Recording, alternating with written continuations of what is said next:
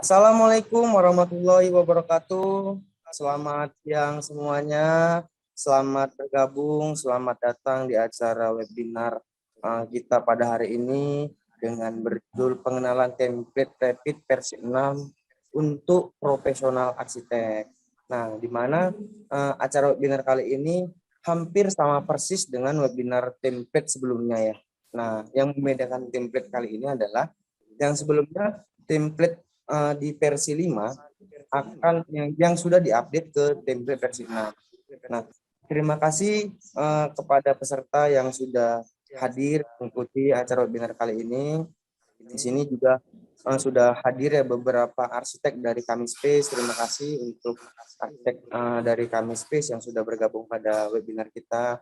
Kemudian terima kasih alumni-alumni dari Lembaga Pelatihan Kerja MAT yang sudah mengikuti dan antusias mengikuti pelatihan kita di LPK MAT. Dan yang paling saya banggakan, banyak beberapa calon peserta dari LPK MAT yang juga mengikuti webinar kita hari ini. Nah, untuk pengenalan template ini, Pak Tony akan membahas langsung bagaimana template ini bisa digunakan untuk memotong tahapan desain. Apa perbedaannya dengan template yang sebelumnya?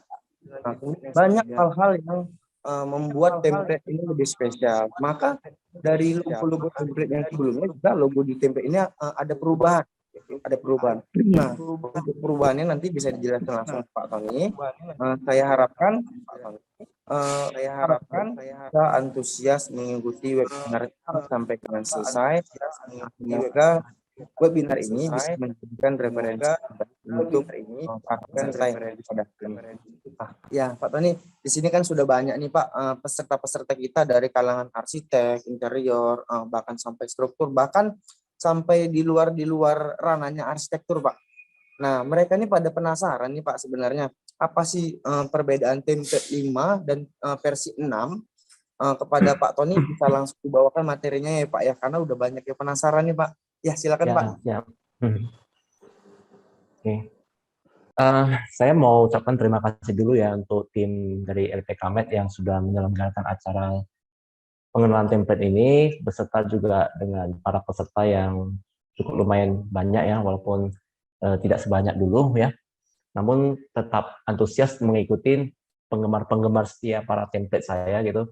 Karena di template saya ini banyak sekali yang udah saya tambah ya. Mungkin di versi sebelum sama sekarang tuh banyak perubahan ya. Kalau yang pernah memakai template versi free ya pasti tahu kondisinya mungkin belum lengkap dan karena versinya masih free. Namun sekarang kan udah versi berbayar ya. Versi pro itu semua udah bayar dan di situ sudah lebih targetnya untuk para profesional gitu. Jadi yang saya tambahkan di versi 1 sampai versi ke-6 hari ini itu dari cara berpikir saya yang ingin menciptakan efisiensi dalam banyak hal. Jadi efisiensi dalam pembuatan LOD 100 ya, LOD 200, 300 sampai ke 350.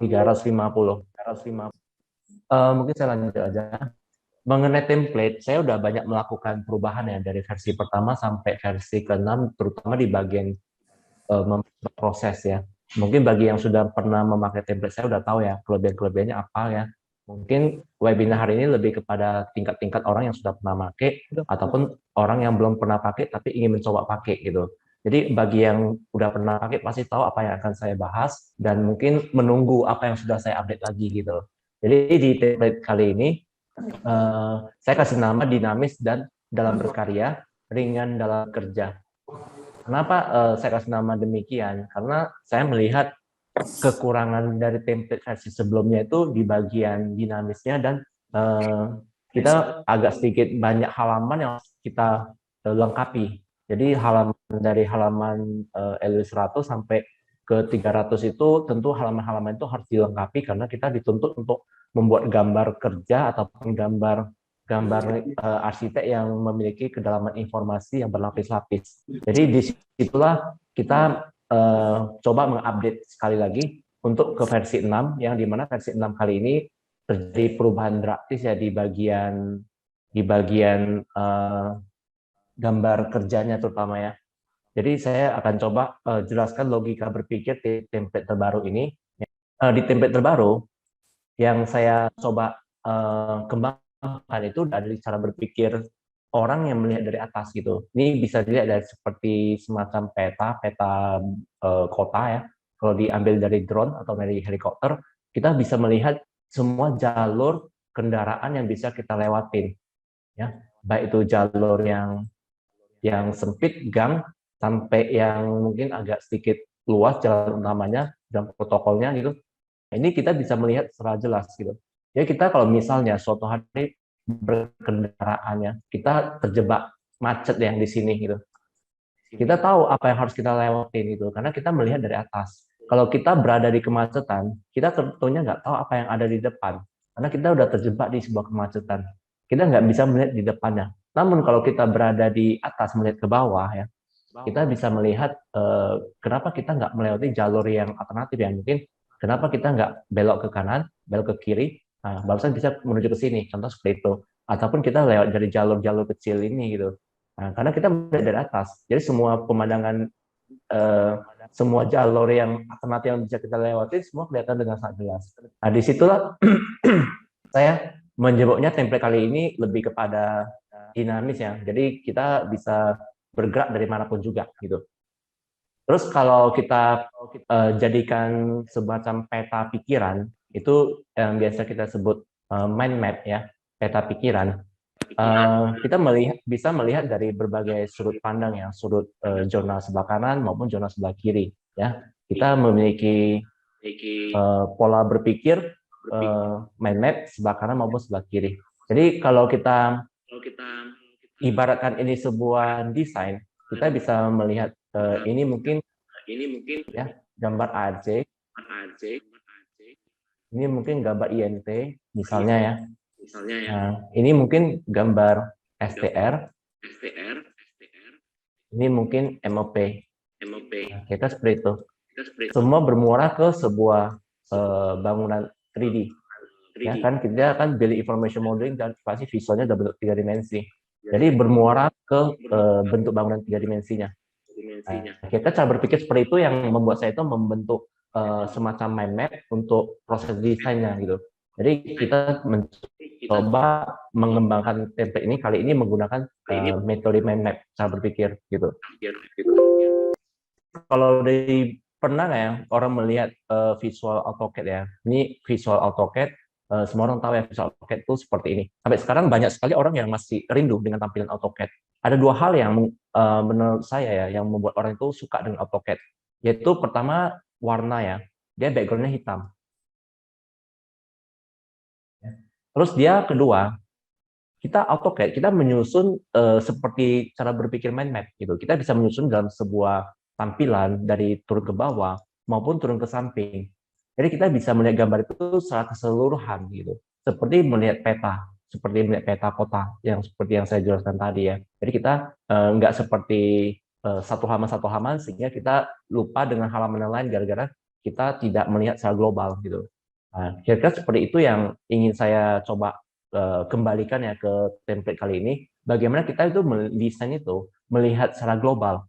Dulu kalau kita melihat per halaman, kita bisa lupa satu halaman yang kita lupa otak ya, mungkin simbolnya segala macam. Kali ini saya coba menaruhkannya dalam satu halaman saja gitu. Ya kita cukup buka satu halaman, kita bisa mengerjakan puluhan halaman, 1, 2, 3, 4 dalam satu halaman. Namun ini terintegrasi dengan halaman halaman sheet yang sudah kita susun sebelumnya di template versi-versi sebelumnya. Yang di situ ada sekitar hampir 500 halaman ya. Jadi semua udah integrasi gitu. Nah, mungkin untuk lebih jelasnya akan saya langsung kasih lihat ya nanti ya. Terus yang mungkin yang mau saya kasih tahu lagi mengenai template kali ini perbedaannya ya, yang mungkin sudah saya jelaskan di webinar sebelumnya, yaitu kita bisa membuat gambar yang sangat detail. Sekarang udah versi 6 ya, sebelumnya kan versi 5, ada versi 4 dan sebelumnya itu nggak bisa membuat gambar sedetail ini. Dengan bantuan template versi baru, kita sudah bisa membuat gambar sedetail ini. Jadi contohnya yang sudah saya tambahkan ke dalam versi kali ini seperti saluran U ya, saluran U. Jadi saluran U itu biasa dipakai untuk para arsitek untuk menggambar pembuangan air ya, terus termasuk juga konsultan MEP. Nah, saluran U dengan berbagai ukuran yang proses pemasangannya seperti ini, yang kita tinggal klik, nanti ada penutupnya, udah ada semua detail-detail seperti ini ya, dengan otomatis dia akan berubah sendiri ukurannya. Itu sudah tersedia versi kali ini ya. Terus pondasi ya yang sering kita pakai itu kayak rumah tinggalan, pondasinya seperti ini ya. Jadi itu juga sudah saya sediakan pondasinya ya, tinggal diklik. Terus lapisan-lapisan materialnya sudah saya masukkan juga ya, seperti dia adanya AN stampingnya, urutan pasirnya, ya, slope-nya. Terus di sini kayak contohnya kita bisa memakai pasang bata rola ya, itu juga sudah saya buatkan. Terus lapisan-lapisan yang lain seperti ballooning untuk terus tanggulan beton ya, itu juga udah saya tambahkan ke dalam template kali ini. Terus kalau kita memotong sebuah gambar ya, potongan itu kan harusnya ada lapisan detail ya. Lapisan detail itu berupa arsirannya yang cukup banyak ya. Nah, itu udah saya perbaiki semua ya. Arsirannya itu jadi ada arsiran beton, arsiran batu segala macam, bahkan gypsum sudah ada arsirannya. Itu juga sudah saya perbaiki semua. Jadi kalau bagi yang ingin membuat potongan yang sangat detail seperti ini, itu udah bisa. Terus contohnya beberapa istilah-istilah yang sering kita pakai di project seperti yang tertulis di sini, itu juga udah saya lampirkan. Jadi kalian tinggal copy paste aja sehingga ini bisa dipakai gitu. Terus yang lain yang mungkin perubahan grafisnya itu di elevasi. Saya udah nambahkan simbol seperti ini. Saya lihat kan simbol ini sering dipakai ya untuk menentukan elevasi dari sebuah benda ataupun potongan sebuah gedung. Jadi elevasi ini bisa kita keluarkan semua ya. Jadi kayak contoh elevasi ini, ya, elevasi plafon, semua objek yang ingin kalian keluarkan elevasinya itu bisa dikeluarkan. Jadi udah saya buat untuk kalian gitu. Terus yang lain mungkin asiran juga ya udah saya perbaiki juga di versi kali ini sehingga asirannya itu lebih lebih baik dibanding sebelumnya karena sebelumnya itu masih berantakan ya karena banyak sekali yang mesti saya kutip di template-template sebelumnya sehingga saya bertahap mengutipnya gitu. Jadi kali ini mungkin template-nya udah mencapai 70% lah ya dari target yang ingin saya capai gitu. Di mana gambarnya udah bisa buat sedetail ini ya. Terus kita juga lagi ngembangkan template kita itu untuk buat buku. Jadi kita nggak perlu lagi Photoshop untuk buat buku gitu. Nanti mungkin bukunya udah jadi, kan saya barusan luncurkan template-nya gitu. Saya coba dulu buat sendiri. Karena saya buat template itu biasanya saya nggak, saya uji coba dulu ya selama berbulan-bulan. Saya tes, udah rasa udah sempurna ya, baru saya luncurkan template-nya. Jadi kalau untuk detail nggak usah khawatir lagi ya, udah bisa buat seperti ini. Bagi yang ingin membuatnya berwarna ya, mungkin dikombinasi dengan Inkscape juga udah bisa ya. Antara ini potongan dua dimensi ya, dua dimensi dan hitam putih, terus dimasukkan gabungkan dengan yang berwarna gitu. Jadi hasilnya akan seperti ini. Nah, jadi dia lebih visual dan enak dilihat ya untuk orang-orang yang suka melihat 3D. Terus mungkin saya akan uji coba aja ya bagaimana template kita itu bekerja dengan metode. Bagi yang pertama buka template, mungkin bagi yang belum mengerti ya template itu bekerja seperti apa, ya. Bagi yang baru pertama beli template juga mungkin belum tahu. Jadi caranya ada file, new. Di sini ada kita bisa buka project baru, ya. Terus di sini kita akan bisa browse, ya, browse. Kita cari template yang udah kalian beli, terus diklik, di open, di oke kan. Mungkin banyak sekali pertanyaan nanti, bagaimana memindah? Jika proyek kalian itu udah keburu disiapkan ya desainnya, tapi belum berpindah template. Sebelum kalian berpindah template, itu coba dipastikan dulu gambarnya itu udah sampai mana. Apakah gambarnya itu masih LOD 200 atau sudah mencapai LOD 300? Kalau LOD 300 kan berarti dia udah sangat banyak gambar kerjanya. Nah, itu sebaiknya jangan pindah. Tapi kalau masih 200 hanya berupa 3D model, belum sempat nyusun gambar kerja, ya D6 pun hanya sekedar tata ukuran belum sama detail, itu sebaiknya dipindah dulu. Jadi kalau kalian dapat template terbaru, dia versinya 6.2 ya. Dia ada duanya di belakang, ini versi terbaru. Jadi cara memasukkan ke memindah template ya. Misalnya ada project baru yang ingin kalian pindahkan, di level 1 kalian buka dulu, bisa juga level manapun terserah ya. Level 1 juga boleh ya. Di sini ada namanya insert ya. Terus kalian bisa cari file kalian dengan mengklik link Revit. Terus di sini kalian coba cari project kalian. Ini saya ambil contoh project yang dari project sampel dari Autodesk ya. Project sampel Autodesk dia biasanya berada di Drive C, program file, Autodesk, Fit. Terus ini ada klik sampel. Nah, di sini ada beberapa pilihan project yang bawaan dari Revit yang kalian bisa pakai. Kita buka aja yang RAC Basic, ya, sampel project. Ya, ini proyek paling sederhana dari Revit. Ya, open aja. Dia akan seperti ini, ya. Dia udah terlink. Terus diklik aja. Nah, di sini ada blind. Blind ini artinya menggabungkan file yang berada di tempat lama, habis itu pindahkan ke template baru. Jadi klik blind. Di sini ada pilihannya, ini nggak usah dicentang, yang ini aja dicentang. Yang satu ini yang paling atas, ya. Tinggal oke kan. Nah, nanti dia akan mengatakan seperti ini untuk digabung, ya. Tinggal di oke kan aja. Jadi dia otomatis data itu akan berpindah semua ke template baru. Setelah dia berpindah ke template baru, dia akan tampilannya seperti ini. Tampilannya akan seperti ini. Dia akan tergrup. Kondisi tergrup ya. Dia udah berpindah, tapi kondisinya tergrup. Jadi kita tinggal ungroup aja. Ini ungroup, tombolnya ungroup ya. Setelah di ungroup, dia akan menyatu dengan gambar kita. Tapi sebelum dipindah ya, tadi kan proses mau memindah ya. Nah, contohnya, nanti kalian perhatikan dulu, ini kan proses sebelum memindah, dia masih belum blind ya. Ini ada level. Kalian perhatikan level kalian sama grid. Misalnya proyek ini ada gridnya ya, grid yang bawaan dari proyek lama ya. Ini grid yang kecil itu berarti proyek saya gitu, yang template baru. Kalian sesuaikan posisinya. Ini kan belum sesuai ya. Kalian pindahkan dulu ya. Gridnya itu sesuai dengan posisi grid yang lama. Pindahkan gridnya.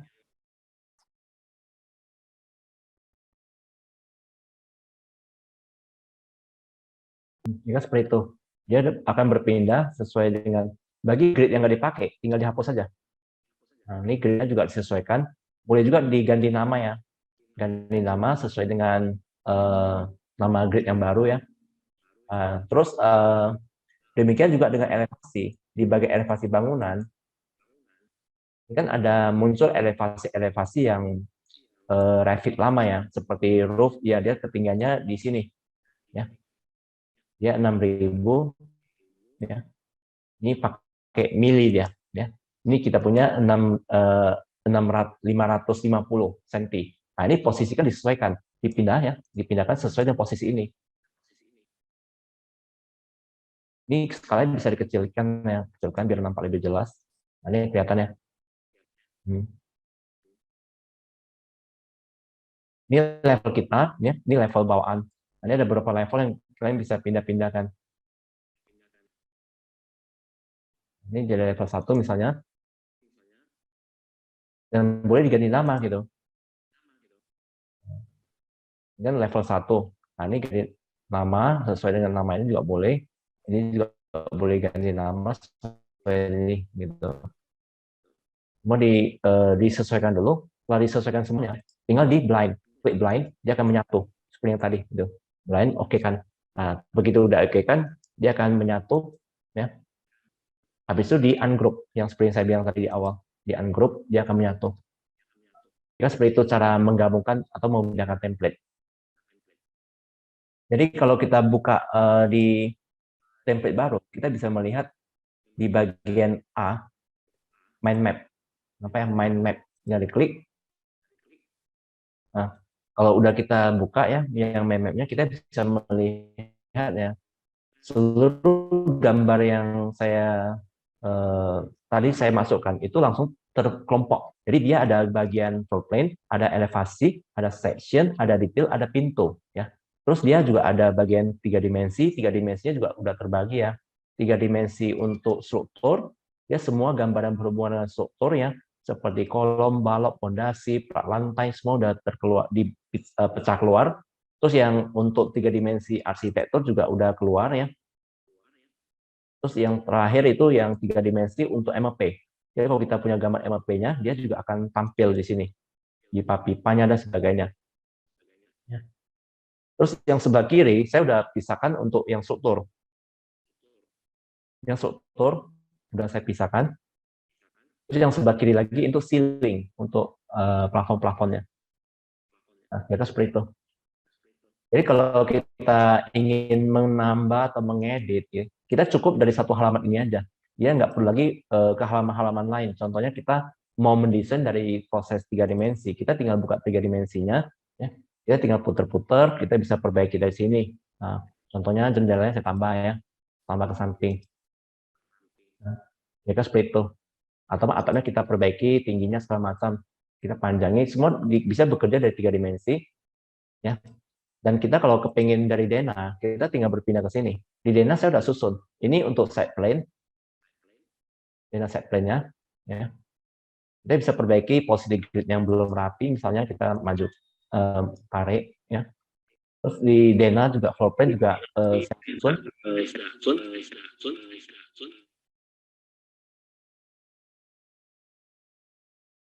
Lantai 1, 2, 3, dan seterusnya. Sudah saya susun kian. Jadi kalau yang nggak membutuhkan lantai ini, ya tinggal dihapus saja gitu. Kita bisa melihat yang lantai 1, room-nya juga udah keluar ya semua ya. Master bedroom, bed, semua udah otomatis keluar.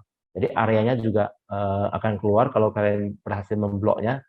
Tentunya ada yang nggak keluar karena kalian waktu membuatnya itu mungkin room-nya itu belum terblok dengan benar. Jadi contohnya arsitektur, room, ini kan ada ruangannya. Ini udah keluar ukurannya. Panggil balik. Misalnya kalau room-nya udah pernah dibuat, dia otomatis tinggal dipanggil balik. Jadi ukuran room ini ya itu juga udah saya buat versi ya, ada yang ukuran kecil ya, pangkat kecil juga ada ya. Jadi dari kecil, sedang sama besar semua udah saya buatkan. Itu yang membuat kenapa template ini hanya sekarang baru bisa buat seperti ini versi main map gitu. Karena saya harus memperbaiki dulu beberapa fitur, contohnya bagian room ya. Untuk merubahnya ini menjadi besar dan kecil itu perlu proses ya. Perlu eksperimen juga, perlu banyak waktu untuk riset gitu. Jadi supaya bisa membesar dan mengecil. Tidak semudah yang kalian memakainya tinggal klik ya. Waktu membuatnya susah banget gitu. Sekarang saya belum bisa membuat yang ini. Ini kan dia ada nampak ya, dia kayak arah panah ya. Saya mau buatnya kecil besar itu sampai udah nyerah saya buatnya. Terus yang bagian potongan ya, ini kan berhubungan dengan tampak untuk bangunan, kayak tampak interior ya, anotasi di bagian elevasi ya, bagian view. Nah, di sini ada elevasi yang versi interior. Nah, ini kan ada building, ada apa kan, nah, ini interior. Ini kan dia bolanya besar ya. Nah, sekarang saya berhasil membuatnya menjadi kecil. Ini mungkin nanti versi yang akan datang saya baru sanggup buatnya. Saya mesti cari dulu bagaimana cara membuatnya dia bisa membesar dan mengecil. Nah, ini yang saya sampai nyerah buatnya waktu itu. Jadi nggak semudah itu membangun template ya. Oke, ini sudah saya buat demikian. Jadi kalian bisa tinggal pakai ya di ruangan, tinggal dikeluarkan lagi ukurannya. Terus di sini otomatis dia akan keluar ya. Tapi ada beberapa yang belum keluar kemungkinan karena belum di blok ya. Nah, dia kan masih kitchen, laundry, hall dan sebagainya kan. Dia harus di blok dulu, blok supaya dia rapi. Terus yang perbedaan lain di template saya ini, tentu waktu kita membuat nyusun DED, kita maunya nyusun di sini, tapi di bagian sheet ini kalau bisa terintegrasi ya kan. Ini kan kita nyusun di sini, bukan di sini gitu. Saya udah membuatnya supaya terintegrasi. Jadi misalnya saya print ini, kita ada nambah, kita geser tadi ya, misalnya kita nambah tulisan mungkin DL ya, ada DL, saya buat sembarang aja. Nah, kita ada DL seperti ini, ada merah gitu kan. Kita lihat sheet-nya ya, set plan-nya, dia otomatis gitu. Nah, jadi otomatis dia terintegrasi. Misalnya ini kan kelewatan ya, misalnya saya blok ya, saya kecilin.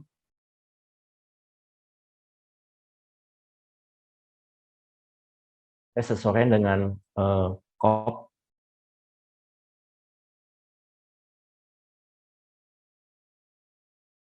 matikan apanya. Di bagian 3D, mind map, dia juga otomatis. Nah, ya kan seperti itu. Jadi langsung integrasi, jadi nggak dua kali nyusun gambar. Dan yang mungkin ditunggu-tunggu orang ya skalanya. Ini kopnya kemarin kan masih A1 ya.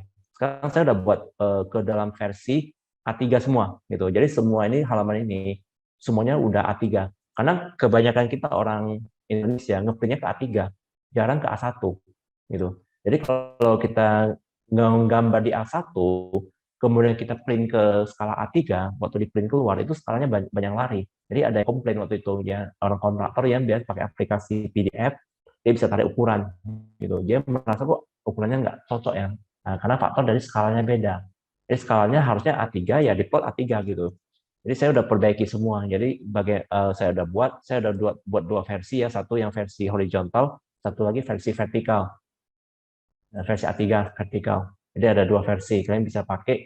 Biasanya kalau orang yang pakai yang vertikal, kalau gedungnya tinggi, high-rise building ya. Tapi kalau dia pakai yang horizontal, jadi versi yang bentang lebar bangunannya, agak melebar. Nah, biasanya tergantung selera ya. Itu udah saya buat ya versi kopnya. Jadi di sini ada versi A1, A2, sama A3 yang kita bisa pakai. Terus yang lain, yang penting-penting yang mungkin yang lain ini mungkin sebagian udah tahu ya mengenai pembagian ini ya. Saya akan menambahkan di bagian BQ floor plan ya. Di sini kalau kalian klik BQ, otomatis saya udah membuat nyusunnya seperti ini. Ini yang membuat saya itu lebih menyenangkan ya, lebih dinamis, menyenangkan dalam hal menyusun gambar kerja. Karena dulu kita waktu kita ngajarin ke LPK, kita selalu mengajarin nyusun gambar dulu ya, baru saya nyusun kode gitu. Sebenarnya yang benar itu adalah nyusun kode dulu ternyata. Gitu. Karena kalau kita nyusun kode dulu, otomatis kita akan lebih mudah menyusun gambar yang di bawahnya gitu. Jadi mungkin logikanya seperti ini. Kita ambil contoh mungkin wall ya. Wall kan banyak biasa ada banyak pilihan ya. Nah, misalnya wall ya.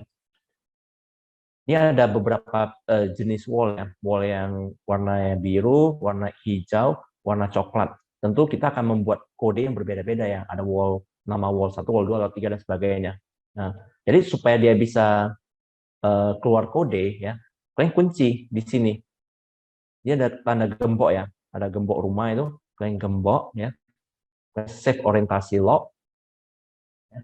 Terus di sini kalian udah bisa, dia udah terkunci, otomatis dia nggak bisa bergeser lagi.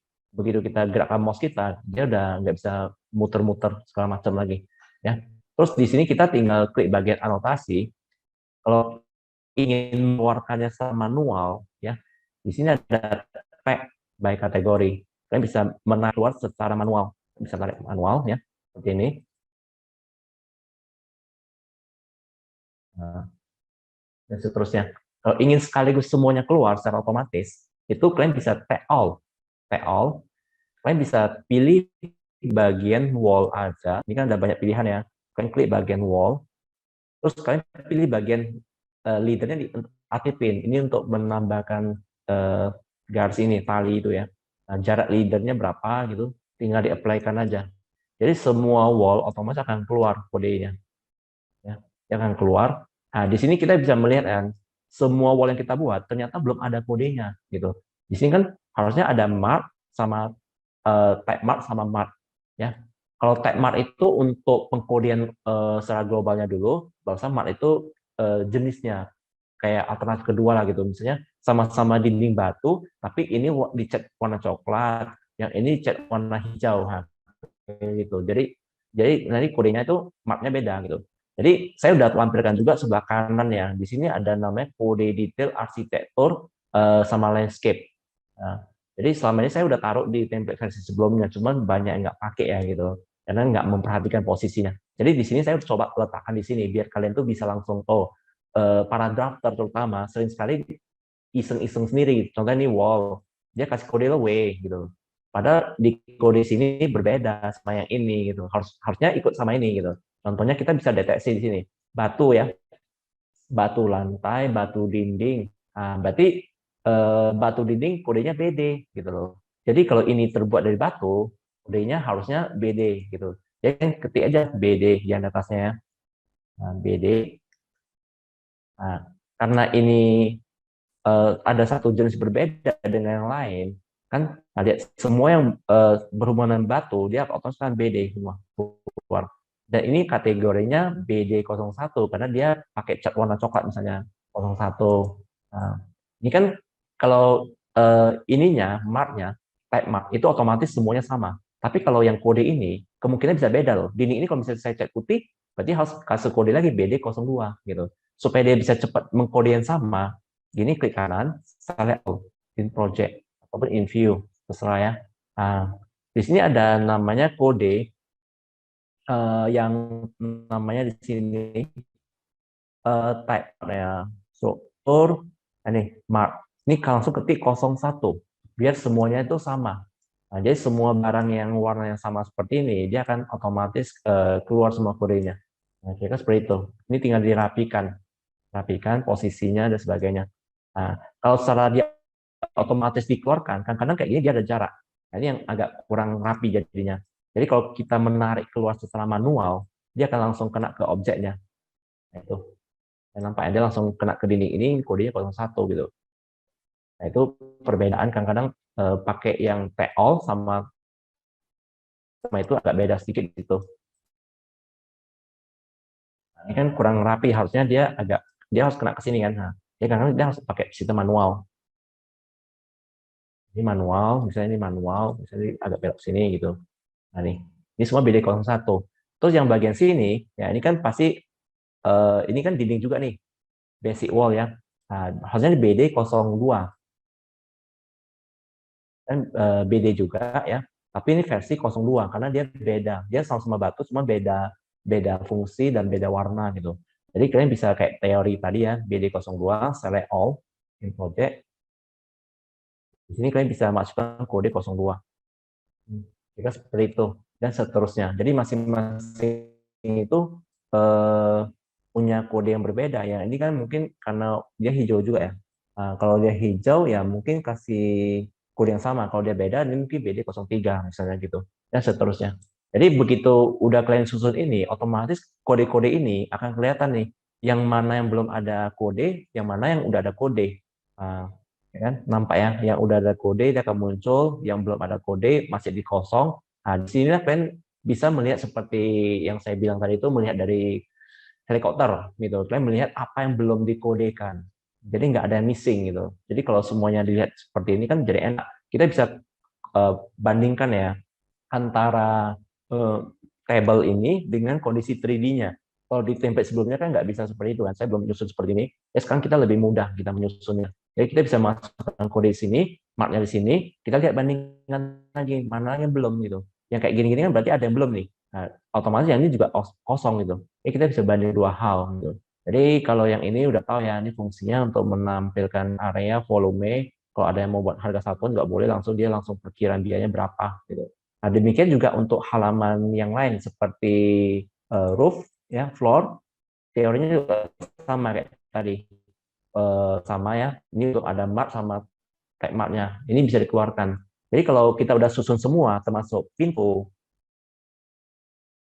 ini pintunya udah keluar semua nih kodenya. Barang-barang yang pintu yang kita masukkan ke project, semua udah keluar datanya, tinggal dikode-kodekan. Ya, mark berapa, ya, kayak mark apa. Ini mungkin biasa kalau pintu itu kita biasa pakai P ya. Jadi bisa juga P, semuanya P. Oke, ini tinggal ganti aja 01, 02, 03, 04, dan seterusnya.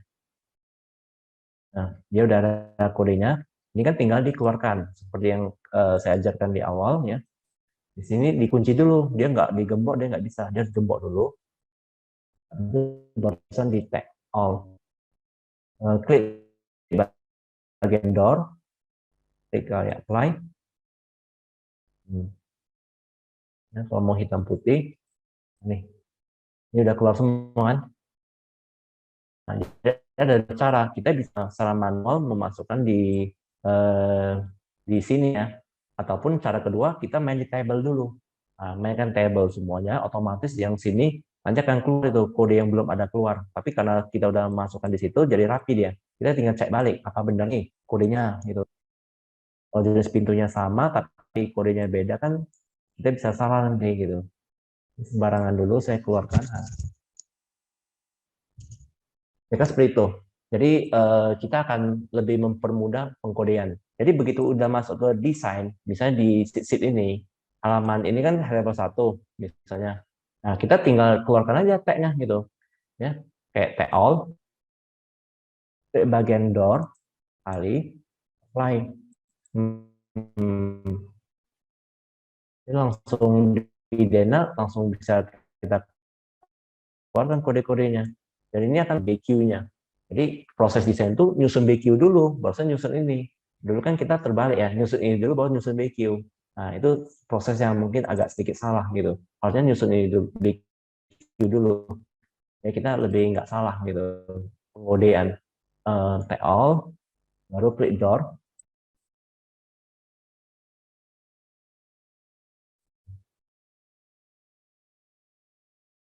Kalau kalian nggak klik leadernya, dia nggak keluar talinya gitu. Oke, nah kira-kira seperti itulah perbedaan yang terjadi. Ya saya udah nyusun sampai ke bagian window juga ya. Kalau ada window dia akan keluar BQ window-nya, barang-barang yang ada window-nya dia akan pecah keluar otomatis, termasuk juga dengan BQ glass. BQ glass di sini saya ada menggabungkan ya, karena di Revit nggak bisa memisahkan antara wall sama glass. Jadi kita terpaksa harus ada manual sedikit. Jadi sini saya ada BQ Mullion ya, Mullion itu berarti frame-nya. Frame Mullion ini langsung otomatis keluar semua ya. Frame yang dipakai panjangnya totalnya 25 meter. Terus di sini ada glass. Glass itu berarti kacanya gitu. Glazing ya, segala sesuatu yang berhubungan dengan glazing, luas kaca yang dipakai itu sekitar 132 meter otomatis keluar. Jadi di sini kita agak sedikit manual. Jadi berhubungan dengan wall, kalian harus head otomatis. Bisa klik kanan, select all in project, habis itu klik kanan hide. Nah, kira seperti itu. Karena dia Revit belum bisa memisahkan antara wall sama curtain wall. Namun kalian juga boleh klik ini, ya, klik ini. Kalian blok semua juga boleh ya, blok semua. Habis itu di filter, ini ada filter. Nah, sini ada curtain panel, curtain wall mullion. Nah, ini mungkin bisa di hide. Kira seperti itu. Ini belum di hide ya. Oke, kira-kira seperti itu lah ya. Kalian udah ngerti lah ya, bagian pengguna Revit. Di bagian yang lain, saya mungkin kasih lihat curtain wall CW. Terus bagian roof juga sama ya.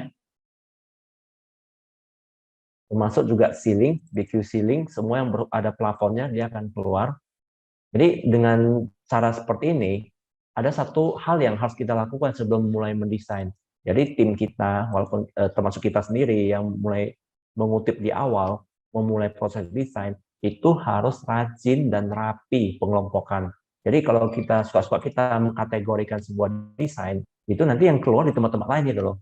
Sambil contoh terutama yang bagian furniture, itu sering sekali terjadi kesalahan di situ. Contohnya level 1, kita seringkali membuat sebuah objek, itu kategorinya kan sering sekali kita masukkan itu dalam bentuk furniture. Padahal di Revit ada mengkategorikan dua loh. Perabot yang nggak dipotong sama yang bisa dipotong. Jadi yang bisa dipotong namanya cashboard. Cashboard itu kalau di bahasa Indonesia kan itu artinya perabot tempahan gitu. Jadi kalau kita ingin dipotong objek perabotnya itu, kita harus kategori cashboard, jangan kategorikan furniture. Ini yang sering kesalahan di awal. Jadi anggap saja ini ada lemari baju atau apa ya. Nah, ini ketinggiannya mungkin 240.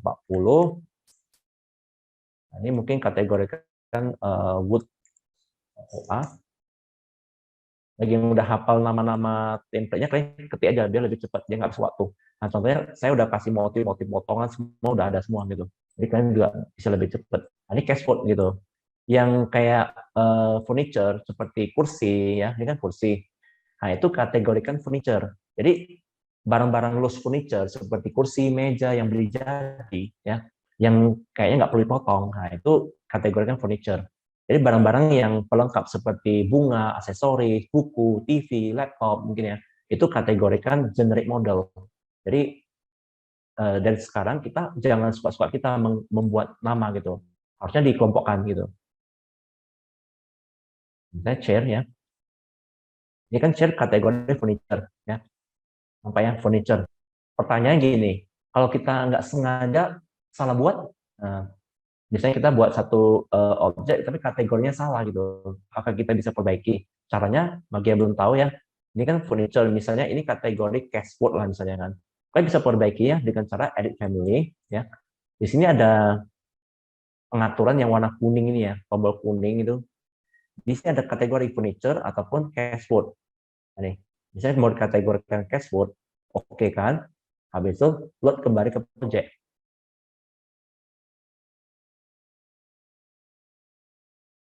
Nah, otomatis dia akan berubah menjadi cashboard. Ya, nampak perubahannya. Nah, ya kan seperti itu. Itu cara untuk mengganti kategori gitu.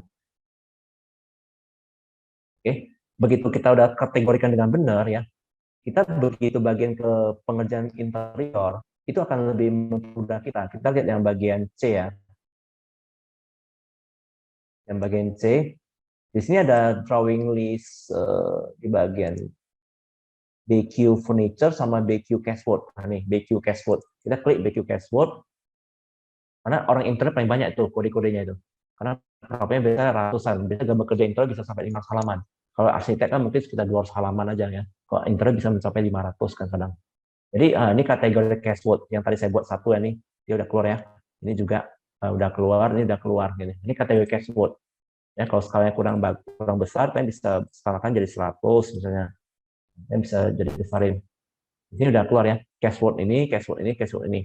Nah, marknya belum ya, tinggal tinggal dikasih nama gitu. Kalian bisa lihat di halaman samping ya.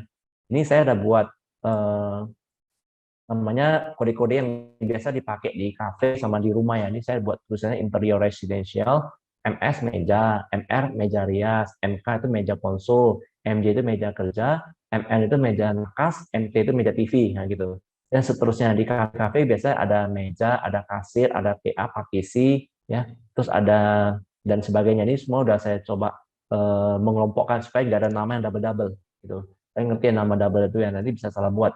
Contohnya A sama AI itu beda, dua hal yang berbeda ya. Oke, misalnya ini adalah lemari baju misalnya ya. Ini cari lemari mainan, lemari baju, ya, meja, lemari biasa, partisi, cermin, altar, meja, kursi, patung, tangga ukiran, profil, lemari gantung, lemari biasa, lemari mainan. Mungkin lemari biasa ya kategori lebih tepatnya. Kita kasih nama L. Nah, ini kasih kode L ya, seperti tadi yang saya bilang digembok dulu. Kemudian kalian cari anotasi, kasih kode L, dikeluarkan.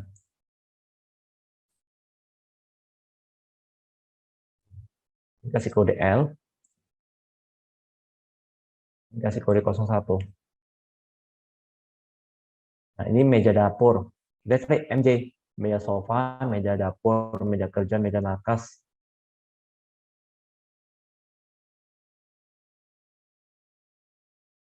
Mungkin kategorikan meja aja ya, M gitu ya. M01.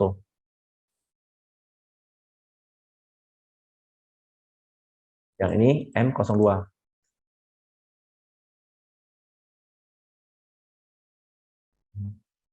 Saya kan udah diselesaikan kode-kodenya, tentunya kita akan masuk ke tahap selanjutnya, itu pembuatan gambar kerja ya. Biasanya pembuatan gambar kerja itu yang agak sedikit membosankan ya. Jadi caranya bagaimana kita membuat gambar kerja itu cepat dengan metode ini. Kita maunya buat gambar kerja misalnya meja ini ya. Nah, triknya akan saya ajarin sekarang. Jadi kita udah buat sepakat ya, ini ada MJ, EM maksud saya, dan ini kita mulai nyusun di sini gitu loh. Nah di sini kita nyusun, kita udah dapat kode-kodenya ya, ada yang mau kita detailkan yaitu L, M, M, gitu. Buat kode, misalnya kita mau disediakan M dulu ya, M01. Tadi langsung ganti nama, jadi M, detail M01. Detail dalam kurung mungkin M01 ya.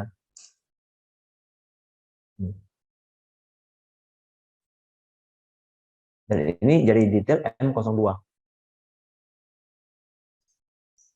Jadi cara bekerja ini akan lebih cepat seperti cara kerja pabrik gitu.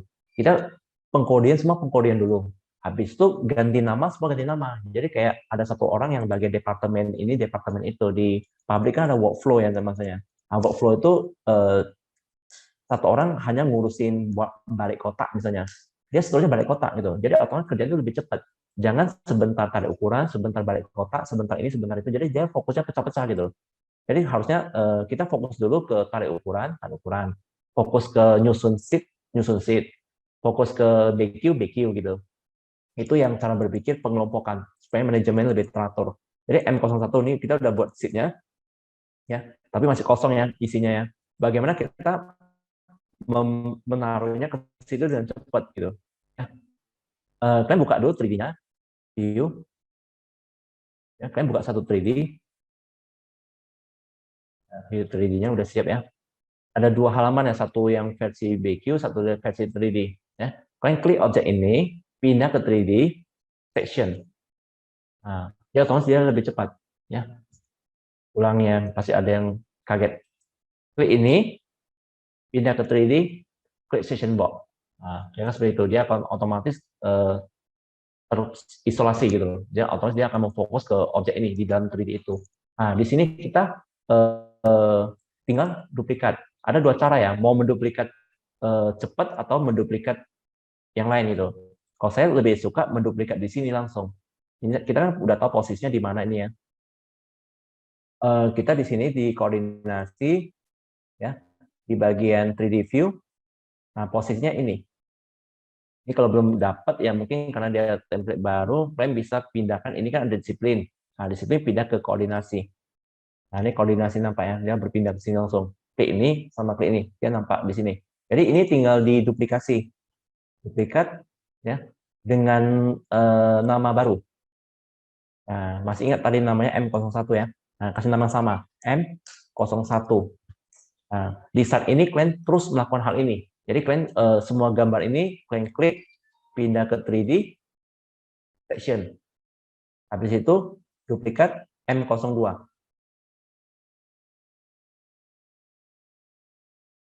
Duplikat M02.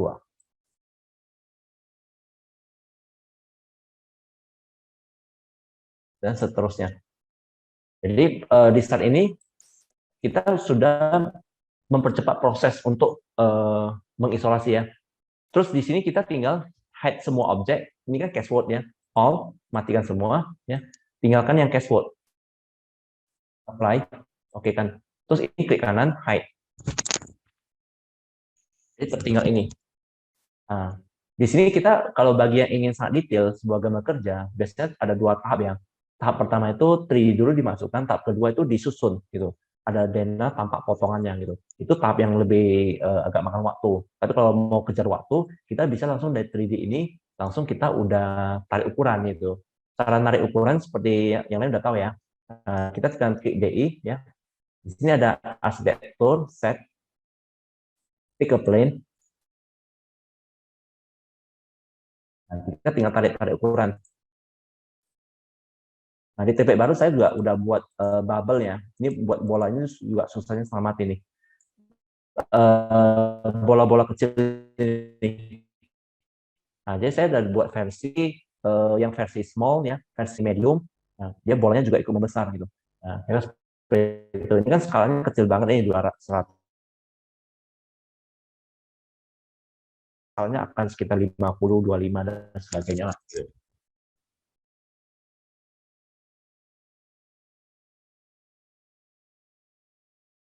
Nah, kira seperti itu.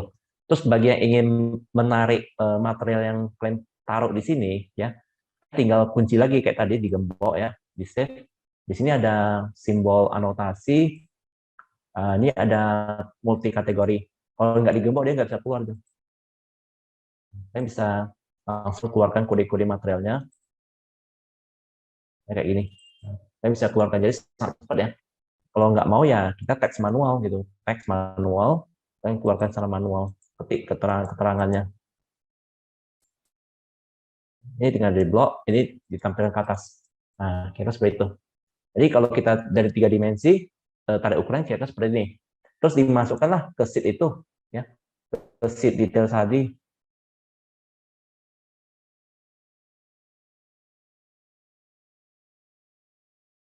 Tarik dulu filenya, ya, di kanan, add view, kita tinggal pilih M01, add view, klik. Nah, kalau kalian ingin membuat di sini ada denah, ada perspektif, segala macam, kalian tinggal duplikat ininya, ya. Misalnya yang tadinya udah kalian buat, dulu yang nggak dipakai ya, nah, duplikat dulu. Tapi kali ini kasih nama tambah atas misalnya. Kalian klik dari top. Ini gemboknya dimatiin ya. Kalian klik top. Nah, berubah jadi top. Habis itu duplikat lagi. Kali ini jadi from misalnya. Nah, udah jadi from gitu. Jadi tinggal tulis saja ya. Kayak from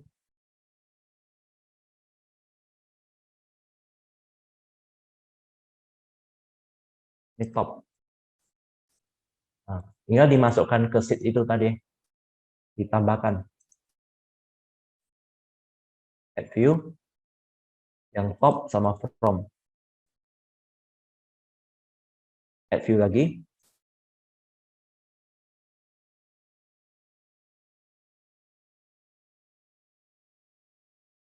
Nah, kalau ini nggak mau ada apa keterangan judulnya, klik yang no file ya. Klik yang no file. Ini saya udah buat juga beberapa yang versi besar, saya versi kecil ya. Jadi ada versi small, kalau bagi yang perlu ya. Yang medium juga ada. Gitu. Misalnya dia perlu ya, klik aja medium. Kira seperti itu. Ini tinggal disusun aja ya. Tinggal tarik ukuran seperti tadi.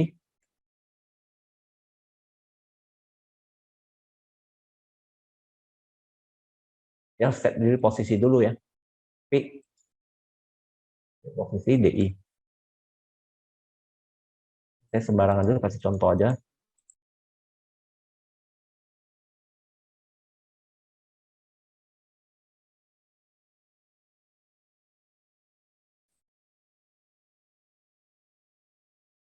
Kira seperti itu ya. Tinggal disesuaikan skalanya. Jadi kayak 25 dan sebagainya.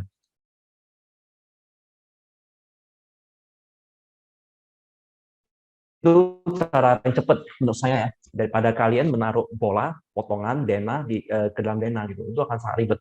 Ini akan lebih cepat kalau menyusun gambar kerja. Demikian juga dengan BQ Furniture ya.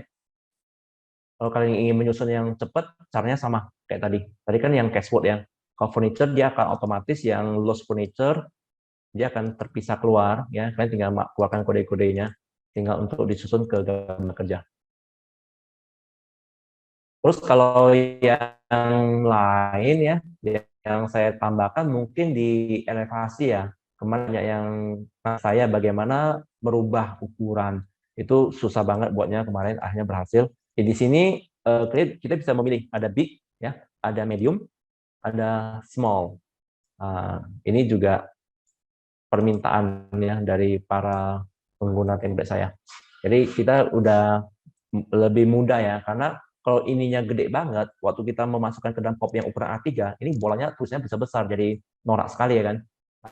Terutama ini juga ya, ini juga udah saya buat 3 versi yang bisa yang big, medium, dan small. Saya udah buat 3 versi.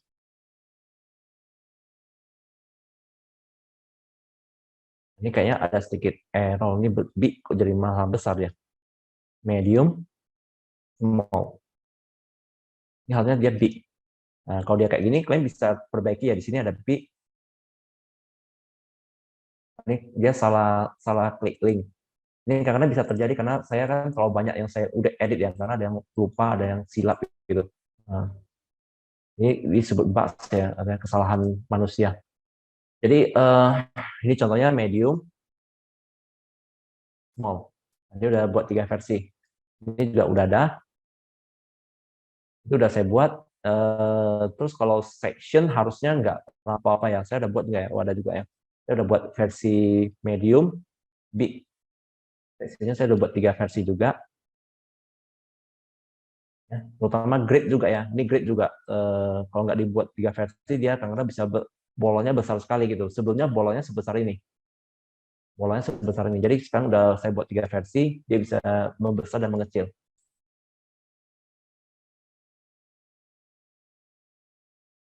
Demikian juga nanti kalau orang yang struktur ya, ini kan ada struktur, BQ struktur, kolom. Jadi kalau kita klik, ya, jadi semua kolom-kolom yang ingin kalian gambar itu udah keluar semua gitu. BQ framing, ya kalau ada gambar framing yang kebetulan proyek ini nggak ada framingnya berarti, ya, soalnya dia ada framingnya. Nah, dan seterusnya. Yang landscape juga ya, cuma belum saya susun ke dalam ya. Ini mungkin template selanjutnya saya akan lebih fokus ke landscape deh, gitu. Biar kan landscape itu juga perlu ya BIM ini.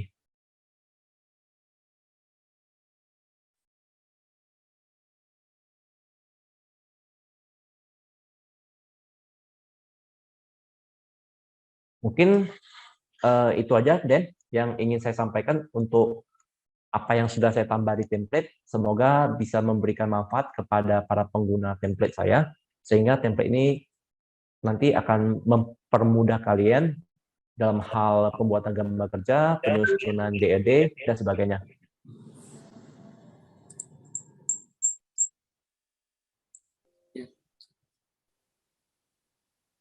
Baik Pak Tony, atas penjelasannya saya ucapkan terima kasih. Sekarang kita memasuki sesi tanya jawab ya Pak ya, karena pasti banyak nih peserta kita dari kami Space, alumni, bakal calon LPK juga pasti ada nih beberapa hal yang ditanyakan. Nah, untuk para peserta bisa menanyakan langsung, open kamera dan open mic-nya langsung ditanyakan ke Pak Tony.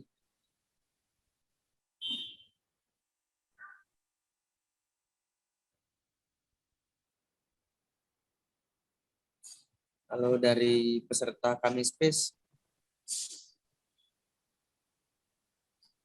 ya nanti untuk yang terlambat, link recordingnya akan kita kirimkan ke grup webinar ya Bu ya.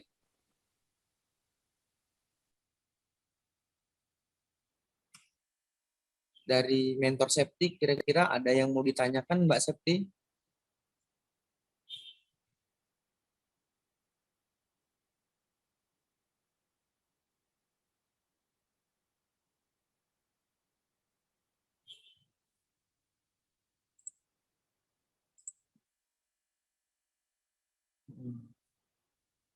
Halo, para mentor LPK MAT, ini kan ada update template dari versi 5 ke 6.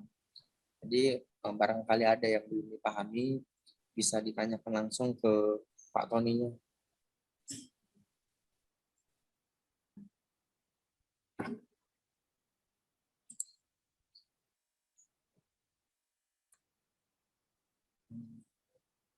Atau bisa bertanya di kolom chat ya untuk pesertanya.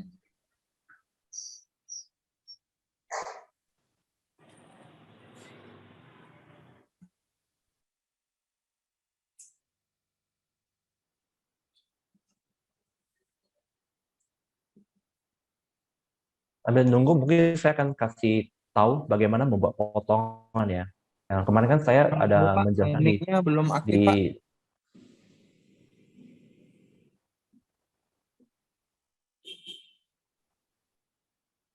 sambil menunggu, saya mungkin akan jelaskan sedikit cara membuat potongan. Dengarnya suara saya, Den? Pak, sudah Pak. Ya, saya akan jelaskan sedikit tentang cara membuat potongan ya. Mungkin kemarin kan ada mengikuti webinar versi sebelumnya ya mengenai template versi 5 ya. Di situ saya ada update mengenai potongan, mungkin saya review sedikit ya. Misalnya kita ingin memotong bagian tertentu yang udah kita desain, kita tinggal view bagian sini ya, view, section, kita tinggal potong. Nah, kira seperti itu. Jadi saya juga udah menyediakan beberapa potongan yang kalian udah tinggal pindah. Misalnya potongannya kan posisinya belum pas nih. Nah, kalian geser gitu. Pindahkan ke posisi yang pas dengan desain kalian. Misalnya potongannya harusnya di sini posisi yang benar ya. Nah, terus yang potongan yang ini kalian pindahkan ke sini. Agak sedikit ke sini misalnya. Tinggal geser. Jadi otomatis begitu udah kalian pindah, kita bisa lihat di mind map ya. Di bagian A, mind map.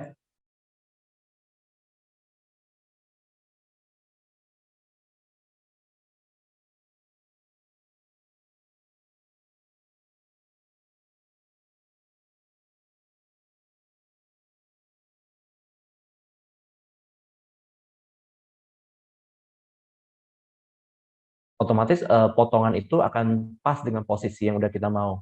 Kita bisa lihat di sini ya, potongan yang tadi yang satu, ini potongan yang kedua, ya, ini potongan ketiga yang posnya belum pas ya.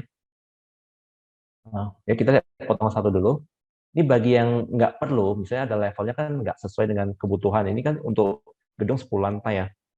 Kalian bisa hapus. Kalau kalian hapus, jadi karena saya sering bilang ya, menghapus itu lebih cepat daripada membuat. Jadi tinggal hapus saja.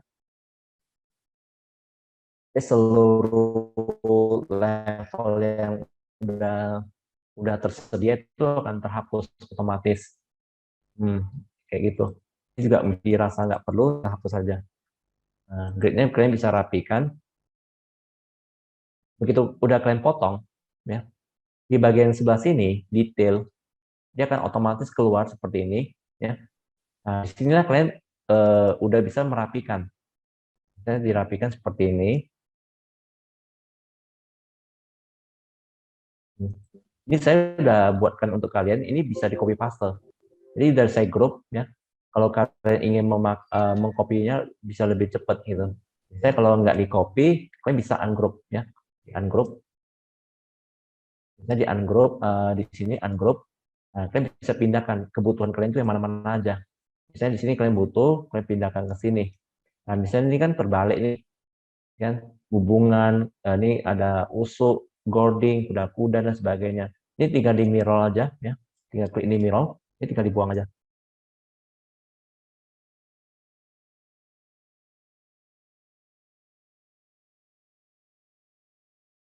Nah, tinggal ini diposisikan sesuai dengan kebutuhan kita. Nah, kita seperti ini. Posisikan dengan yang benar ya. Nah, di sini saya udah buat kayak contohnya pasang batu bata transram, plane, rolla, e-beam, pile cap, pedestal, sumuran, dan sebagainya. Ini istilah-istilah yang sering kita pakai ya di sebuah proyek rumah proyek Indonesia ya. Ya tinggal kalian pakai aja. Misalnya kalian butuh yang ini, kalian tinggal pindahkan ya. Pindahkan misalnya di sini. Ini kan perlu ditambah tarikan talinya ya.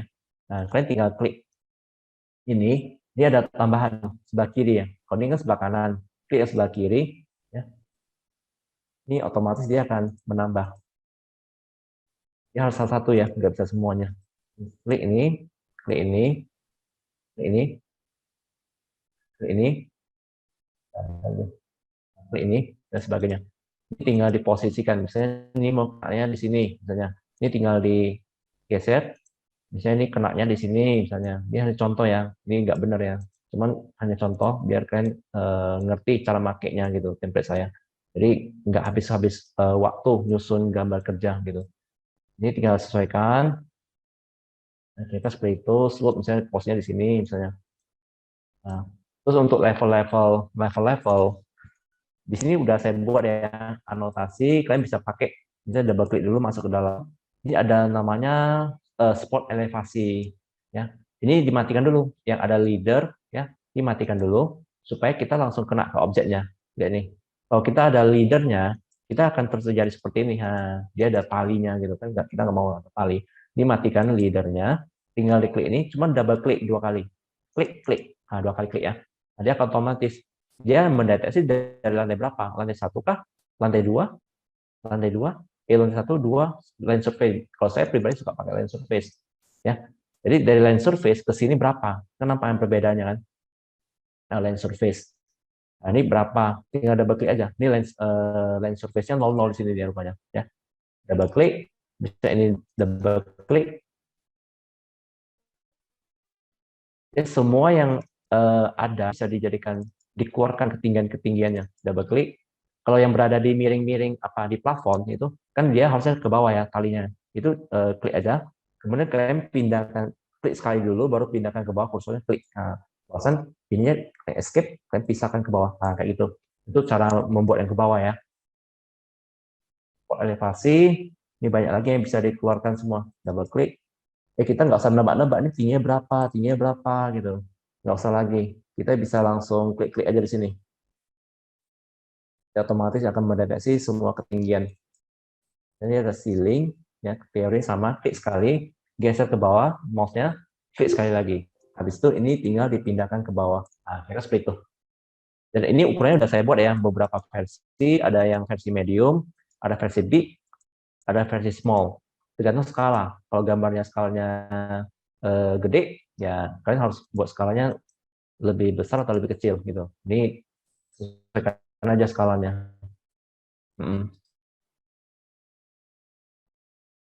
Jadi kalau pintu-pintu, saya udah buatkan ya untuk kalian, pintu tinggal kalian ubah aja. Misalnya pintu ini mau diubah sesuai dengan kebutuhan, klik-klik pintunya, di sini ada pintunya. Jadi pintu yang kalian pakai waktu diklik di project, kalian bisa klik ini, maka pintunya akan berubah. Nah, dia akan otomatis berubah. Kalian bisa tarik ukuran balik gitu. Itu aja, Dan, yang mau saya tambahkan untuk potongannya, biar lebih cepat orang membuatnya. Untuk peserta, kita masih punya waktu lebih kurang 30 menit. Yang ingin bertanya langsung, baik mengenai template ataupun kelas, bisa silahkan langsung ditanyakan di sesi ini. Mas saya Indra. Ya, silakan Pak Indra. Bertanya ya. Ini tadi saya terlambat ikutan nih. Setengah jam. Jadi ada rekamannya nggak? Iya. Bertanya itu nanti kita dapat template-nya ya? Dapat template-nya ya? Ya, biar saya jawab ya Pak ya. Ya. Jadi spesial promo untuk webinar ini, jika Bapak ikut kelas BIM, maka akan ada cashback senilai Rp1.000.000 Pak. Nah, iya. jika pembelian template, kita berikan diskon 50% dari harga reguler Rp2.000.000. Iya. Yang di grup itu ya? Ya. Ketika sudah punya template, jika ingin update, maka akan dikenakan Rp400.000. Iya. Ya, tanya itu aja. Makasih. Ya, terima kasih Pak. Ya, kira-kira dari Pak Indra biasa pakai Revit biasanya, Pak? Cuma coba aja sih. Oh, nyoba. Sebelumnya pakai software apa? Ya, Revit, CAD, SketchUp biasanya. Oh, semua software SketchUp juga ya. Coba. Iya. Ya.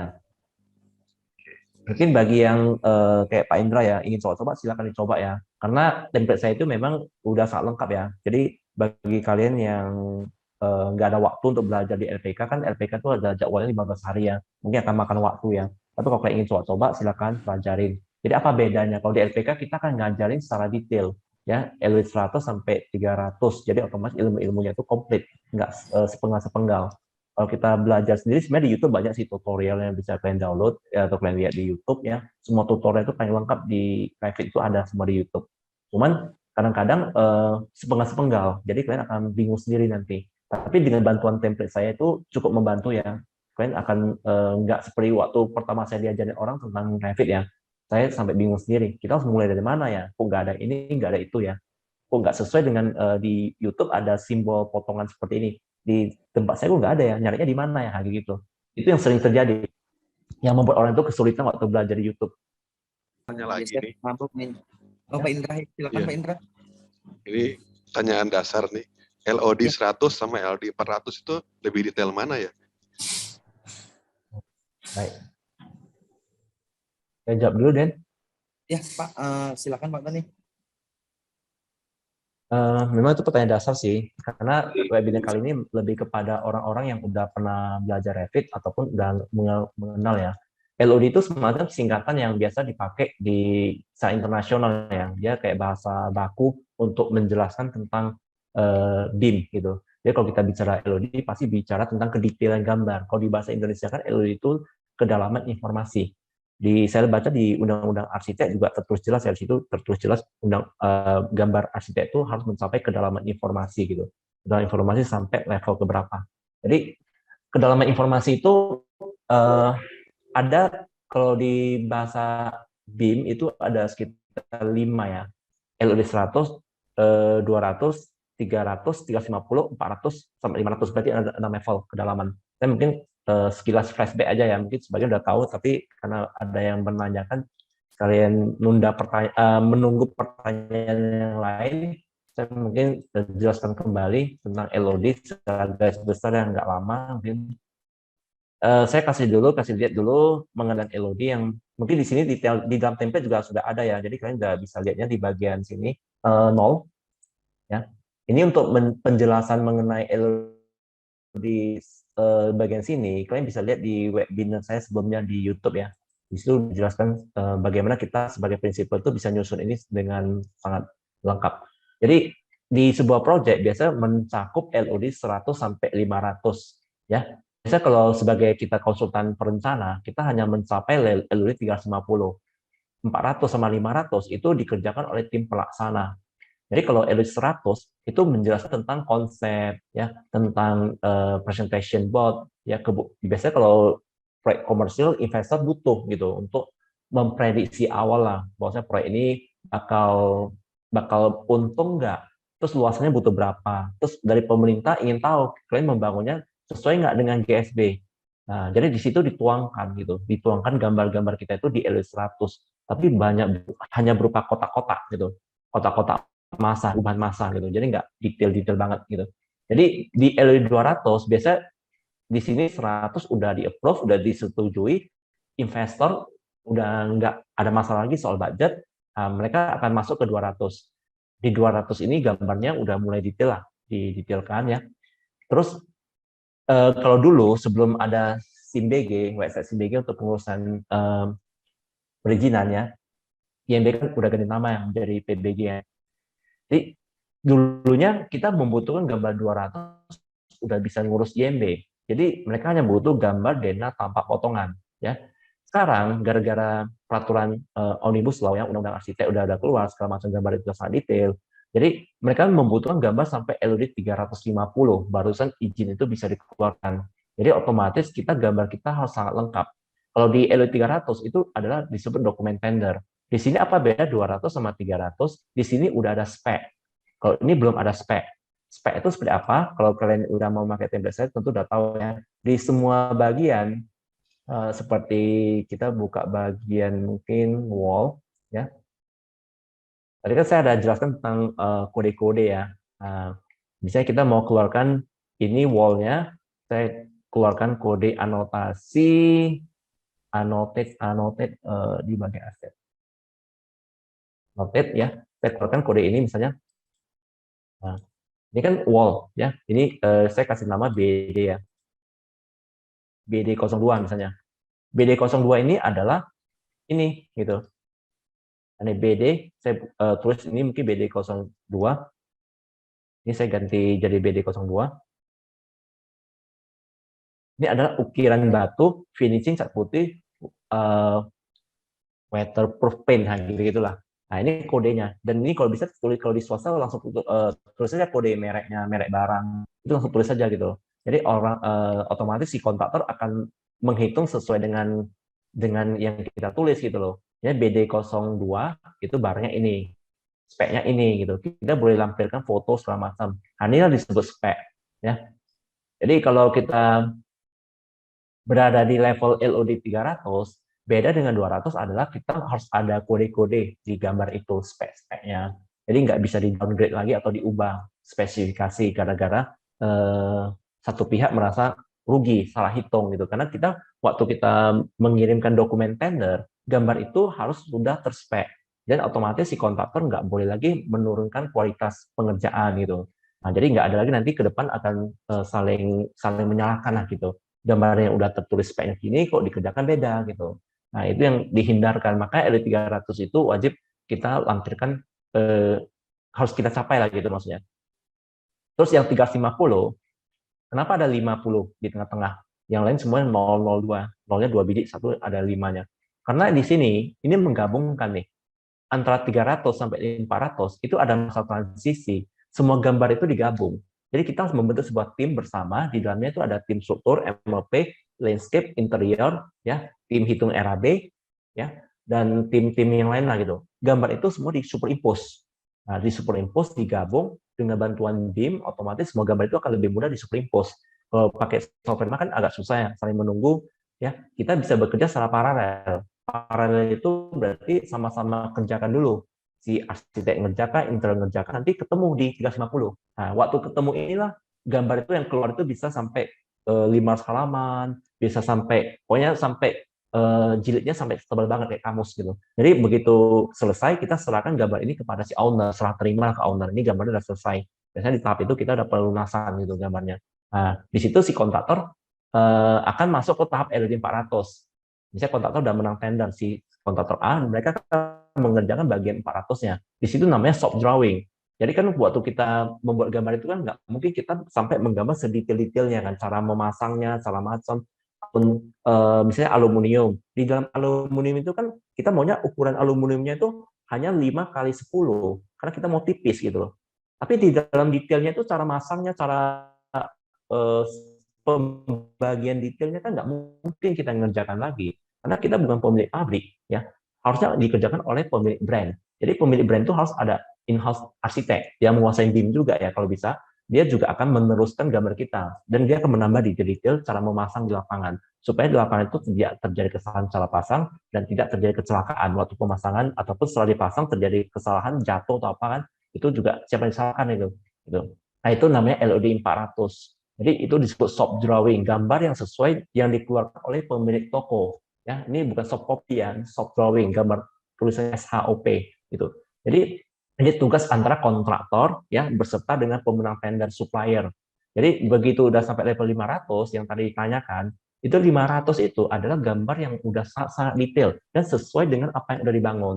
Jadi gambar ini akan diserahkan kepada owner untuk perawatan gedung. Gedung itu kan biasanya ada masa-masa tertentu akan perlu dirawat ya, bahkan seterusnya akan dirawat. Jadi gambar itu dari mana ngambilnya?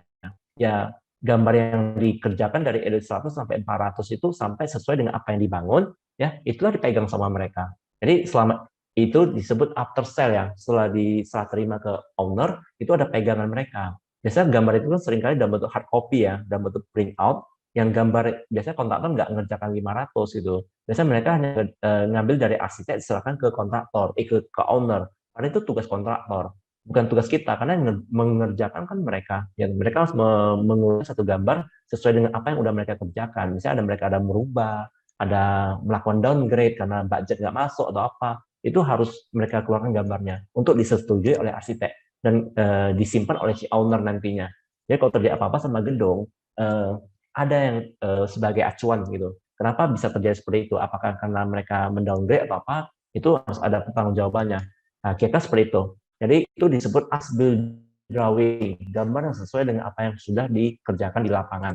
Jadi ini tugas job desk-nya para tim pelaksana. Nah, di sini mungkin bisa sekilas menjawab ya pertanyaan dari Pak Indra tadi, apa perbedaan 100, 200, 300, 350, 400 sampai 500. Kalau di RTK kita ngajarkan yang tadi saya bilang ya, kita nggak ngajarkan sepenggal. Kita ngajarkan dari 100 sampai 300. Biasanya di sini murid-murid kita udah pada oyong nih 300 ya. Begitu 350 sudah udah menghilang semua.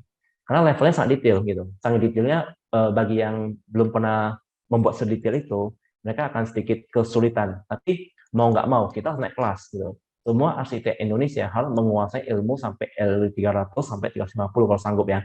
Kalau nggak sanggup saya 300 udah keren banget gitu. Jadi gambar itu standar itu. Kita ambil contoh ya, saya pengalaman saya. Saya tadi ada kasih lihat ya mengenai sebuah detail sebuah project saya misalnya kan, introduction, pengenalan template. Nih, ini kan berupa potongan ya, yang kita waktu kuliah itu sering sekali bolos ya, nggak ngerjakan atau apa karena malas ya, tutup pakai pohon gitu kan, supaya nggak ngerjakan bagian-bagian detail-detail tertentu. Tapi setelah di lapangan, ini penting banget loh, karena ini menyebabkan kebocoran. Nah, ambil contoh ya, case. Ini kalau kita nggak buat tanggulan beton, ini tanggulan beton sama ini beda loh. Ini batu bata, ini dicor. Ya, kalau kita nggak buat tanggulan beton seperti ini, menyatu ya, otomatis air hujan akan merembes dan akan masuk dan bocor. Rumah itu sering sekali bocor ya. Nah, karena faktor dari kita tidak membuat tanggulan beton. Jadi di template yang versi ini, kita udah bisa menyatukan antara bagi yang udah pengguna Revit pasti udah ngerti apa yang saya maksud. Simbol beam ya sama lantai. Dulu kan ada satu garis nih. Karena kita Revit, dia mendeteksi satu material. Kalau ini beton, ini juga beton, otomatis dia akan menyatu. Nah, kita seperti itu.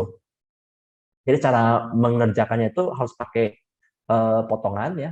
Ini sekilas balik dulu biar karena saya sering lupa jelasin ini. Ini. Misalnya ada plat lantai. Nah, ini misalnya 12 cm misalnya konkrit. Konkrit 15 cm ya.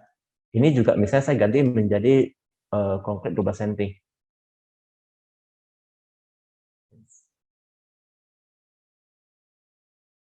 Ini kondisi apa ya? Roof. Saya mau cari floor gitu. Bentar ya. Saya cari floor. Saya turun ke bawah misalnya.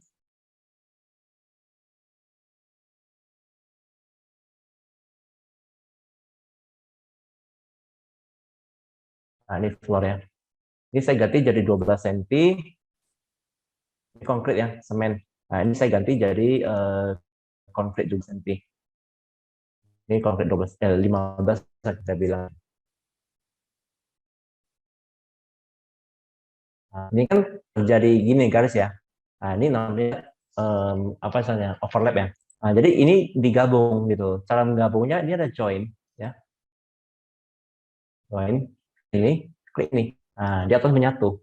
Nah, kira seperti itu. Itu satu kelebihan template yang terbaru, kita udah bisa menggabung ini. Jadi gambar kita akan lebih rapi gitu. Jadi kalau kita kembali ke topik utama ya. Kalau kita nggak membuat sedetail ini ya, sering sekali di downgrade gitu loh. Ini contohnya lah ya. Ini tanah uruk dipadatkan. Kita tulis kayak gini. Dengan kita tidak ada tulis tanah uruk, hanya tulis tanah uruk doang gitu. Ini beda metode kerjanya, biaya kontraktor juga beda gitu. Bahkan ada yang kemarin ada sharing dari kontraktor ya, harusnya jangan tanah uruk. Kalau tanah yang banyak rayap ya, mereka harus pakai sertu dia bilang. Ya pasir campur batu itu kan. Kenapa itu lebih baik gitu? Karena rayap tidak membentuk lorong jalan gitu. Jadi kalau kita pakai sertu, dia rayap lewat, batu untuk balik gitu. Dia rayap itu nggak bisa buat rumah gitu. Dia nggak bisa lewat. Udah gitu kalau kita pasang anti rayap gitu, dia cairannya itu akan menyemprot lebih nggak tersumbat gitu semprotannya. Terus bagaimana ngecornya bisa ya kalau di bawahnya sertu ya, nggak padat itu ya. Pakai plastik katanya lapisannya. Kita tulis itu plastik ya. Di sini pakai sertu saya gitu. Karena dia akan lebih murah karena daripada kamu pakai timbunan atau pakai pakai uruk gitu katanya gitu. Karena kalau otomatis kalau pakai sertu ini lantai kerja ini nggak perlu sampai 2 cm, nggak perlu pakai warna yang tebal gitu gitulah gitu. Jadi otomatis akan lebih hemat gitu dan lebih bagus kualitas kerja. Dan rumah itu akan bebas rayap, dan rumah itu nggak akan turun lantainya katanya gitu. Nah, kira-kira seperti itu logikanya gitu. Jadi kalau kita nggak tulis itu metode kerja akan beda. Ya, contohnya pernah sekali proyek saya ya, mereka nggak karena gambar saya kurang lengkap ya, jadi dia nggak membuatnya gitu. Jadi ada lantai yang di mana mereka nggak cor, langsung susun bata. Alhasil hujan ambruk gitu. Jadi mereka dia 2 kali kerja, mereka harus bongkar lagi buat balik gitu. Mereka harus buat lantai kerja. Jadi ada kalanya itu kadang-kadang ada sedikit bukan cuma downgrade ya, dihilangkan satu lapisan itu loh. Satu lapisan yang harus dikerjakan oleh kontraktor itu hilang gitu di lapangan gara-gara kita sebagai perencana tidak membuat detail yang sangat detail ataupun bahkan mungkin bukan kita nggak mau buat detail, tapi karena kita nggak ngerti cara kerja di lapangan itu, nggak diajarin waktu kita kerja, nggak diajarin waktu kuliah. Alhasil gambar kita itu nggak standar, kata para dosen gitu, nggak standar. Jadi alhasil gambar itu di lapangan bisa diotak-atik oleh kontraktor. Itu cukup berbahaya ya, karena bisa hal-hal yang membuat rumah itu jadi bocor, rumah itu lantainya ambruk segala macam, itu karena faktor itu gitu. Contohnya kayak gini, ini ada ring balok ya. Kalau kita nggak tulis gini, bisa aja langsung batu bata semua gitu. Berarti ada jendela ya, jendela kayak ini harus ada ring baloknya supaya dia nahan. Kalau kita nggak bagus gini, langsung batu bata, kemungkinan ini akan turun kacanya, ini kan berat nih, besar, ya akan ambruk kan di suatu hari gitu. Nah itu sangat berbahaya gitu. Nah kira logikanya seperti itulah yang saya mau jelaskan mengenai betapa pentingnya buatlah gambar yang sedetail mungkin sampai level LOD 300, jangan cuma 200, jangan cuma hanya bisa modeling keren-keren, di render bagus-bagus, kerjaan selesai. Kasihan ownernya, karena owner udah bayar kita mahal, harusnya bisa dapat standar yang bagus, dapat kualitas kerjaan si kontrak juga bagus ya, nggak saling menyalahkan ke depannya. Tapi hasil karena kita nggak membuatnya, nggak dikerjakan sama si kontraktor, dia bilang gambarnya nggak buat gitu. Nah, saya buat standar sesuai dengan pengalaman saya katanya kan. Nah, contohnya tanggulan beton ini apa yang sering itu? Kita nggak buat ya, kebanyakan ya. Ini sering kali loh, nanti ini batu bata langsung, ini bocor nanti nih, bocor. Air itu akan masuk ke bawah itu. Karena batu bata itu nggak, dia ada pori-pori. Kalau tanggulan beton kan dia dicor ya, menyatu ya. Jadi karena ngecornya bukan terpisah, menyatu atau di mal ya, otomatis air itu nggak akan terjadi bocor gitu. Tapi kalau kita kerjakan terpisah, ini ada dicor, ini ada satu garis di sini, berarti pengerjaan terpisah ya. Ada satu garis, pengerjaan pisah. Kalau nggak ada satu garis, berarti ini kerjakan bersamaan. Waktu kita buat backcasting, pemalan itu menyatu semua. Nggak boleh ada pisah-pisah. Nah, kayak seperti itu. Nah, kayak gini kan dia pisah nih berarti. Ini kan dibuat dulu lantainya, barusan pisah buat pelannya. Karena ini kayak bentengan, kayak area cuci di atas misalnya gitu loh. Nah, kayak gitu. Nah, ini contohnya nggak ada tanggulan seperti ini. Nah, itu mungkin bisa menjawab ya mengenai cara berpikir BIM ya. Bagaimana kita bisa membuat gambar sedetail ini dengan bantuan template saya ya. Kalau template yang lama belum. Hanya versi 6 yang bisa sampai sedetail ini. Seperti itu. Silakan, Dan. Ada lagi pertanyaan lain? Ya, mencerahkan ya Pak ya jawabannya Pak ya. Terima kasih Pak Tony. Nah, untuk peserta yang lain masih bisa diberikan kesempatan waktunya untuk bertanya langsung ke mentor kita. Ada pertanyaan tuh bahasa tuh. Untuk alumni template-nya berbayar atau free? Kalau chat tadi Pak udah kita balas Pak. Ya, dari para mentor LPK Mat, kalau ada yang ingin ditanyakan dipersilakan. Mentor, calon peserta dari Ikatan Alumni juga dipersilakan jika ingin bertanya langsung dengan Pak Tony.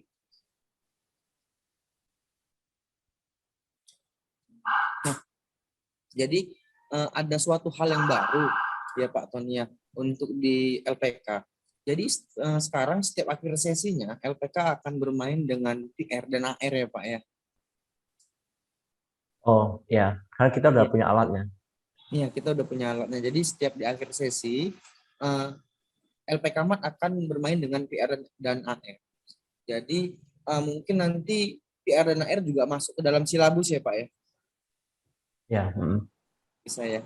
Jadi sehingga menarik untuk peminat peserta yang ingin belajar bersama LPK Mat Pak. Ya. Untuk pertanyaan-pertanyaan lainnya ya ditunggu yuk. Mari untuk peserta yang lagi online.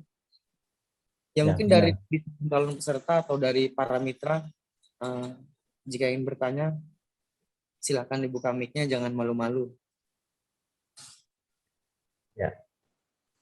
Depan kita harus membuat webinar ya untuk para mitra ya, mitra supplier ya. Kayak kemarin kan ada beberapa brand yang nyari kita ya.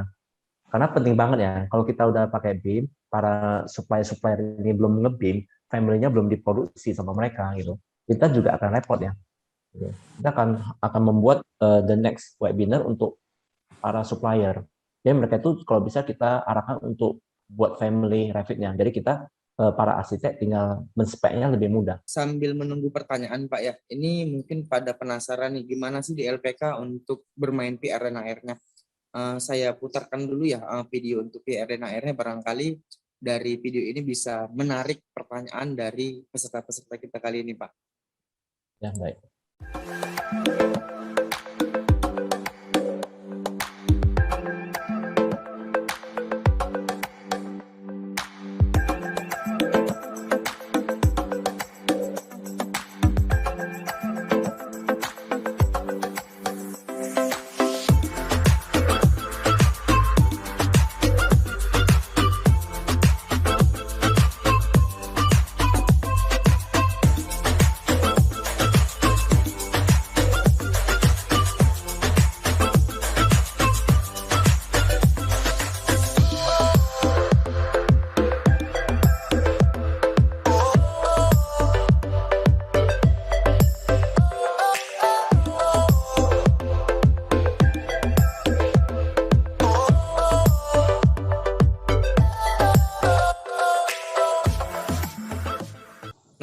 Untuk pertanyaannya mungkin di sesi ini kita sudah bisa akhiri belum ya, Pak ya? Ya, boleh. Baiklah Pak Tony, terima kasih untuk penjelasannya. Semoga bisa bermanfaat untuk para alumni, untuk para mitra dan para arsitek-arsitek kita beserta mentor yang bisa menggunakan. Nah, kita butuh masukan dari beberapa praktisi sehingga bisa ikut membangun dalam template sharing ini dalam bentuk family, atau kita mempersatukan bagaimana dunia konstruksi kita ini terimplementasi dengan BIM langsung ya. Ya, baik Pak Tony, terima kasih pencerahannya hari ini. Semoga bisa menjadikan ilmu yang bermanfaat untuk kita semua yang hadir di acara kali ini. Nah, baiklah, demikian acara webinar ini. Jika ada pertanyaan nanti bisa ditanyakan ke dalam grup WhatsApp yang sudah ada di masing-masing peserta. Saya Denny Noprianto pamit undur diri. Sebelum saya mengakhiri sesi acara ini, berikut video-video penjelasan yang akan kami putarkan, penjelasan dari LPKM.